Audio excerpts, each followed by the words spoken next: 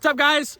This is Adam with No Torque. That's Tristen. We got Brandan here. We decided to go for a nice little canyon ride today, and we're on our way out to Elbe. You can barely see it through the trees, but you can see the dam on the opposite side for Rife Lake. Yeah, I think that's Rife Lake. I think that's Rife Lake. I used to go fishing there with my uncle when we were little. You can kind of see it down through the trees. Other than that, I'll keep recording. I also got the GoPro rolling for when we're on the bike, but I'm kind of ahead, so you're not going to see that much when we're on. But I'll get back to you guys in a bit.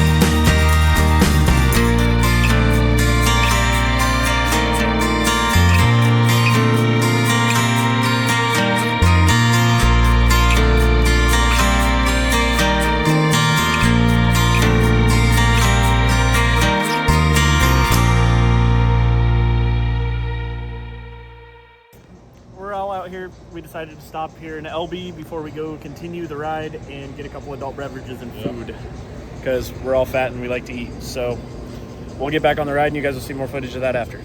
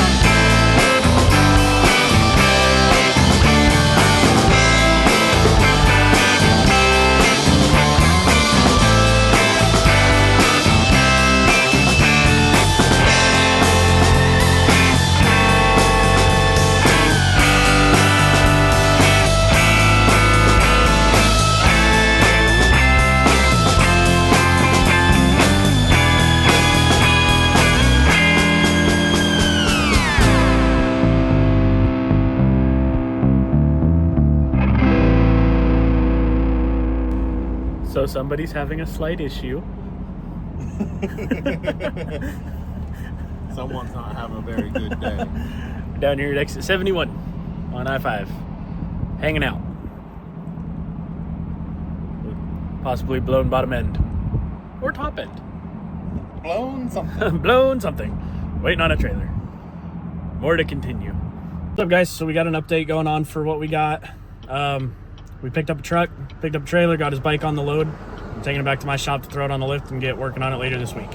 So that's what we're doing now. Alrighty, guys. So as you can probably tell, we are not out on the road. We're not in my shop. We are actually at my gaming setup that I have.